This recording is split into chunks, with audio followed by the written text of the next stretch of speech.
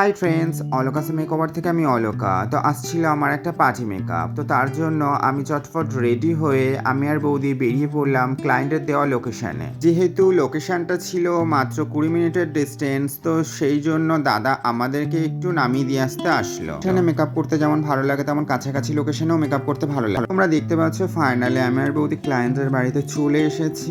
তারপর দেখছি আমার ক্লায়েন্ট মোটামুটি রেডি। তো তার জন্য আমি ওকে শাড়ি পরিয়ে ফার্স্ট রেডি করে নিলাম। করার আগে ওয়েট টিস্যু দিয়ে মুখটা ক্লিন করে টোনার দিয়ে দিলাম, আর একটু ময়শ্চারাইজার লাগিয়ে তো ম্যাট প্রাইমার দিয়ে আমি ভালো করে সেট করে নিয়ে নিই। যেহেতু ক্লায়েন্টের ফেসে প্রচুর দাগ ছোপ ভর্তি ছিল, তো সেগুলো কভার করার জন্য সাপারয়েলের কনসিলার প্যালেটটা ইউজ করে আমি পুরোটা কভার করে নিয়েছিলাম। যেহেতু ক্লায়েন্টের স্কিন টোন অনুযায়ী মেকআপ করেছিলাম, তো তার জন্য বেস কালার বা ক্রিম কন্ট্রোলিং আমি সব ম্যাকের ইউজ করেছি। দেখতে পাচ্ছ ফাউন্ডেশনটা ব্লেন্ড করে আমি পাউডার দিয়ে ভালো করে স্কিনটাকে সেট করে নিয়েছিলাম। কিন্তু বেস আমার কমপ্লিট হয়ে গেছে, তো তার জন্য আইব্রোটা ড্র করে আমি পিঙ্ক আর গোল্ডেনের মধ্যে একটা সুন্দর আই মেকআপ করে নিই। সুন্দর দেখানোর জন্য একটু পাউডার কন্ট্রোলিং করে নিয়েছিলাম, আর তার সাথে একটু ব্লাসার, হাইলাইটার আর ম্যাকের ফিক্সার দিয়ে ফিক্স করে নিয়েছিলাম, তাহলে মেকআপটা লং লাস্টিং করে। এখানে দেখতে পাচ্ছ ওর স্কিন টোন অনুযায়ী মেকআপটা পুরো কমপ্লিট হয়ে গেছে। তো আমি অ্যাডভান্স হেয়ার স্টাইল করবো, তো তার জন্য আমি ভালো করে ক্রিম্পিং করে নিয়েছিলাম। তো তোমরা এখানে দেখতে পাচ্ছ আমার হেয়ার স্টাইল কমপ্লিট হয়ে গেছে। ছিল আজকের ফাইনাল লুক। তো তোমরা দেখে বলো এরকম একটা স্কিন টোন অনুযায়ী মেকআপ আর